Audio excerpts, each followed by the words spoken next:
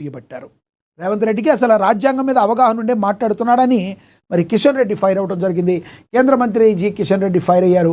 ముఖ్యమంత్రి రేవంత్ రెడ్డి రాజ్యాంగబద్ధమైన ప్రక్రియలను రాజకీయం చేస్తున్నారని, ముఖ్యంగా నియోజకవర్గాల పునర్విభజన డీలిమిటేషన్ విషయంలో ప్రజలను తప్పుదోవ పట్టిస్తున్నారని కేంద్ర మంత్రి కిషన్ రెడ్డి మండిపడ్డారు.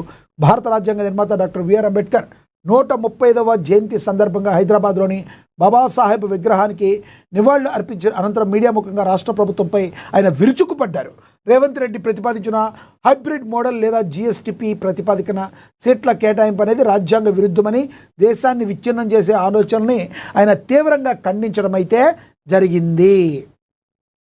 దక్షిణాది రాష్ట్రాలకు అన్యాయం జరుగుతుందని భయపెట్టడం ద్వారా రాజకీయ పబ్బం గడుపుకోవాలని కాంగ్రెస్ చూస్తుందని ఆయన ధ్వజమెత్తారు. డీలిమిటేషన్ ప్రక్రియ అనేది శాస్త్రీయంగా జనాభా లెక్కల ప్రకారం జరుగుతుందని, ఇందులో బీజేపీకి ఎటువంటి స్వార్థం లేదని కిషన్ రెడ్డి మరొకసారి స్పష్టం చేశారు. మహిళా రిజర్వేషన్ల బిల్లును రాజకీయపరంగా రేవంత్ రెడ్డి అభివర్ణించడం ఆయన అజ్ఞానానికి నిదర్శనమని ఎద్దేవా చేశారు. దశాబ్దాలుగా మహిళలకు దక్కని గౌరవాన్ని మోడీ ప్రభుత్వం అందిస్తుంటే దానిపై విమర్శలు చేయడం అన్యాయం అన్నారు. దక్షిణాది రాష్ట్రాల గొంతుకు నొక్కేస్తున్నారని ప్రచారం చేస్తున్న రేవంత్ రెడ్డి పార్లమెంట్లో తన ఎంపీలు ఏ విధంగా పోరాడుతున్నారో తెలుసుకోవాలని సూచించారు. దేశం మొత్తం ఏకతాటిపై ఉండాలని అంబేద్కర్ ఆశించారని, కానీ కాంగ్రెస్ నాయకులు ప్రాంతాల వారీగా చిచ్చు పెడుతున్నారని ఆయన మరొకసారి ఆరోపించడం అయితే జరిగింది. ఈ రకంగా మరి కిషన్ రెడ్డి ఇది 100% ఇది ఈ రకంగా మేము అన్యాయం అయితే ఎటువంటి పరిస్థితుల్లో చేయడం లేదు, సౌత్కి అసలు అన్యాయం జరిగేది లేదు, కేవలం రేవంత్ రెడ్డి అవగాహన రాహిత్యంతో మాట్లాడుతున్నారు అని చెప్పి ఆయన మాట్లాడటం జరిగిందని కూడా ప్రచురించారు. ఇక తదుపరి చూసుకుంటే రాష్ట్ర ప్రజలు ఎండల్లో బయటకు రావద్దని మంత్రి సీతక్క తెలియజేశారు. మనకు తెలుసు ఎండల తీవ్రత ఏ రకంగా ఉందో.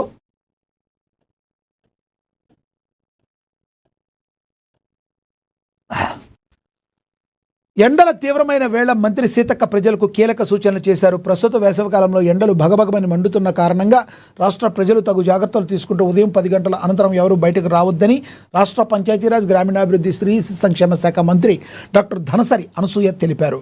ప్రజల దాహార్తిని తీర్చేందుకు రాష్ట్ర వ్యాప్తంగా ముఖ్య కేంద్రాల్లో చలివేంద్రాలను ఏర్పాటు చేయడం జరిగిందన్నారు. ప్రజలందరూ ఉదయం 6 గంటల నుండి 10 గంటల వరకు పనులు ముగించుకొని ఇంటి వద్దే ఉండాలని సూచించారు. తప్పని పరిస్థితుల్లో బయటకు వచ్చినట్లయితే తల మీద టోపీ, టవల్, మరేదైనా వస్త్రాలు ఉపయోగించుకోవాలని, వడదెబ్బ తగిలిన వ్యక్తిని తక్షణమే స్థానిక వైద్యశాలకు తరలించాలని సూచించారు. ఉపాధి హామీ కార్మికులు తగు జాగ్రత్తలు తీసుకుంటూ పనులు చేయాలని, ఎండ వేడి తగ్గే వరకు కూడా ప్రతి ఒక్కరూ కూడా జాగ్రత్తగా ఉండాలని ధనసరి అనసూయ తెలిపారు. మరి సీతక్క చెప్పింది 100% నిజం. ఎందుకంటే ఆవిడికి చెప్పాల్సిన బాధ్యత ఉంది. మిగతాది ప్రజలందరూ కూడా దీన్ని తూచే తప్పకుండా పాటించి తమ యొక్క ఆరోగ్యాన్ని కాపాడుకోవాల్సిన అవసరం ఎంతైనా ఉంది. ఇక మనం చూడొచ్చు, నిప్పుల కొలిమిల తెలంగాణ నల్గొండలో 43.5 డిగ్రీల ఉష్ణోగ్రత నమోదైంది. రాష్ట్ర వ్యాప్తంగా భానుడు నిప్పులు చెరుగుతున్నాడు. ఏప్రిల్ మధ్యలోనే ఎండల తీవ్రత రికార్డు స్థాయికి చేరుతుండటంతో జనం బెంబేలెత్తిపోతున్నారు. మంగళవారం రాష్ట్రంలోని పలు జిల్లాల్లో ఉష్ణోగ్రతలు 43 డిగ్రీలు దాటాక రాజధాని హైదరాబాద్లోని 41 డిగ్రీల మేర సెగలకు కొనసాగుతున్నాయి. రాష్ట్ర వ్యాప్తంగా నల్గొండ జిల్లాలో అత్యధికంగా 43.5 డిగ్రీల ఉష్ణోగ్రతతో అగ్రస్థానంలో నిలిచింది. జగిత్యాల్లో 43.4 డిగ్రీలు నమోదు కాగా నిర్మల్, నిజామాబాద్ జిల్లాల్లో 43.3 డిగ్రీలుగా ఇది నమోదవటం అయితే మనం గమనించవచ్చు.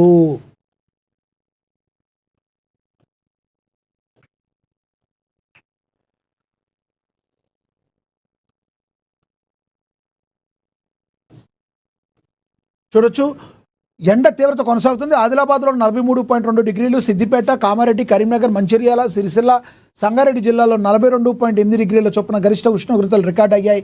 గద్వాల, ఆసిఫాబాద్, నాగర్ కర్నూలు మరియు పెద్దపల్లి ప్రాంతాల్లో కూడా పరిస్థితి చాలా ఆందోళనకరంగా ఉంది.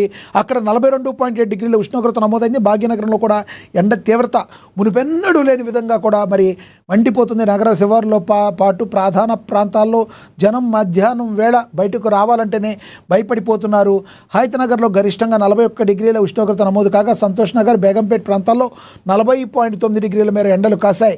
మరి షేక్పేట, ఆర్సీపురం, సికింద్రాబాద్, ఆసిఫ్ నగర్ ప్రాంతాల్లో 40.8 డిగ్రీలు, సరూర్ నగర్లో 40.7, ముషీరాబాద్ మరియు శేర్లింగంపల్లిలో 40.6, ఉప్పల్ మరియు కూకట్పల్లిలో 40.5 డిగ్రీల ఉష్ణోగ్రతలు నమోదయ్యాయి. రాబోయే 5 రోజుల పాటు రాష్ట్రంలో ఇలాంటి తీవ్రమైన ఉష్ణోగ్రతలు కొనసాగుతున్నాయని వాతావరణ శాఖ హెచ్చరించింది.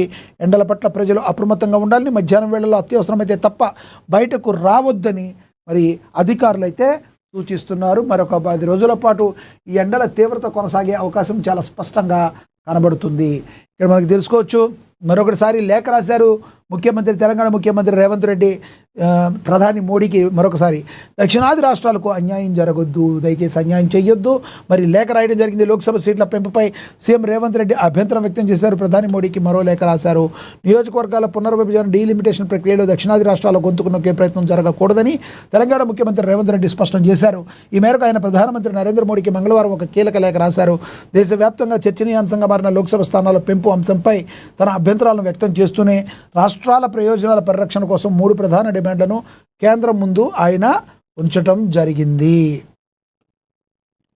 కేవలం జనాభా ప్రాతిపదికన 10 నియోజకవర్గాలను పెంచడం వల్ల జనాభా నియంత్రణను విజయవంతంగా అమలు చేసిన తెలంగాణ వంటి రాష్ట్రాలకు రాజకీయంగా తీవ్ర అన్యాయం జరుగుతుందని ఆయన తీవ్ర ఆందోళన వ్యక్తం చేయడం అయితే జరిగింది. సీట్ల పెంపు, ప్రాధాన్యత తగ్గింపు, నియోజకవర్గాల పునర్విభజనను కేవలం సంఖ్యాబలంతో ముడిపెట్టడం సరికాదని రేవంత్ రెడ్డి తన లేఖలో పేర్కొన్నారు. దశాబ్దాలుగా కేంద్రం పిలుపు మేరకు కుటుంబ నియంత్రణ పాటిస్తూ అభివృద్ధిలో దూసుకుపోతున్న దక్షిణాది రాష్ట్రాలకు లోక్సభలో ప్రాతినిధ్యం తగ్గడం అంటే ఆయా రాష్ట్రాల ప్రగతిని తక్కువ చేయడమేనని ఆయన అభిప్రాయపడ్డారు. ఇక దక్షిణాది ప్రయోజనాలే తమకు పరమావధి అని లేఖలో ఆయన రాయటం అయితే జరిగింది. అభివృద్ధి చెందుతున్న రాష్ట్రాల రాజకీయాల హక్కులను కాపాడాల్సిన బాధ్యత కేంద్ర ప్రభుత్వంపై ఉందని రేవంత్ రెడ్డి నొక్కి చెప్పారు. దక్షిణాది రాష్ట్రాల అభివృద్ధిని, ఆకాంక్షను, వారి రాజకీయ అస్తిత్వాన్ని విస్మరించకూడదని ఆయన కోరటం జరిగింది. ఈ రాష్ట్రాలకు అన్యాయం జరగొద్దని మరొకసారి ఈ విధంగా మరి రేవంత్ రెడ్డి నరేంద్ర మోడీకి, ప్రధానికి లేఖ రాయటం అయితే ఇది రెండవ లేఖ. మొదటి లేఖ ఆల్రెడీ రాశారు, రెండవ లేఖ రాయటం జరిగింది. ఇక వారసత్వం కంటే వ్యక్తిత్వమే ముఖ్యం, మరి పిల్లలు చూసి నేర్చుకోవాలి, అదే నా పద్ధతి అని చెప్పి రామ్ చరణ్ అన్నారు. Mega power star Ram Charan తన తండ్రి నుంచి నేర్చుకున్న క్రమశిక్షణను, విలువలను తన పిల్లలకు కూడా అందించాలనుకుంటున్నారు. పిల్లలను కేవలం సంపన్న కుటుంబంలో పుట్టిన రిచ్ కిడ్స్గా మాత్రమే కాకుండా సమాజంలో స్వతంత్రంగా ఎదిగేలా తీర్చిదిద్దడమే తన ప్రధాన లక్ష్యమని ఆయన పేర్కొన్నారు. ఈ క్రమంలో పిల్లల పట్ల తాను కొంత కఠినంగా, అంటే రఫ్ డాడీగా ఉండడానికి ఇష్టపడతానని చరణ్ ఆసక్తికర వ్యాఖ్యలు చేశారు. సంపాదన సౌకర్యాల కంటే బాధ్యతాయుతమైన పౌరులుగా ఎదగడమే ముఖ్యమని ఆయన భావిస్తున్నారు.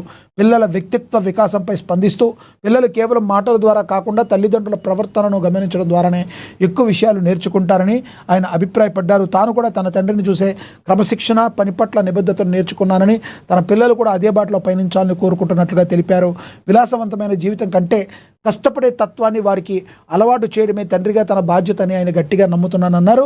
చరణ్ వ్యక్తిత్వం చేసిన ఈ భావాలు ప్రస్తుతం సోషల్ మీడియాలో వైరల్ అవుతుండగా ఆయన పెంపక శైలిపై నెటిజన్లు ప్రశంసలు అయితే కురిపిస్తున్నారు. మంచి విషయాలు చెప్పినప్పుడు ఎవరైనా మంచిగానే తీసుకుంటారు కాబట్టి రామ్ చరణ్ ఈ రకంగా మాట్లాడిన విషయాలు అందరూ కూడా స్వాగతించడం మనమైతే గమనించవచ్చు. ఇంకా అదేవిధంగా చూసుకుంటే అనంతపేటలో ఆడబిడ్డలకు పండుగ, పుట్టిన ప్రతి పాపకు 5,000, 2 శ్రీగంధం చెట్లు, ఆడపిల్ల భారం కాదు ఆ ఇంటి అదృష్టం. సర్పంచ్ సునీత వినూత్న విప్లవం తీసుకొచ్చారు నిర్మల్ జిల్లాలో, దాని గురించి ప్రచురించారు. ఇక బోర్గంపాడు మండలం కృష్ణాసాగర్ గ్రామంలో మరి బోర్గంపాడులో ఘనంగా అంబేద్కర్ 135వ జయంతి వేడుకలు అత్యద్భుతంగా జరిగాయి. ఇక అదేవిధంగా సారపాక గ్రామ పంచాయతీలో భారతరత్న డాక్టర్ బిఆర్ అంబేద్కర్ జయంతి వేడుకలు బోర్గంపాడులో అత్యద్భుతంగా జరిగాయి. బోర్గంపాడులో మొరంపల్లి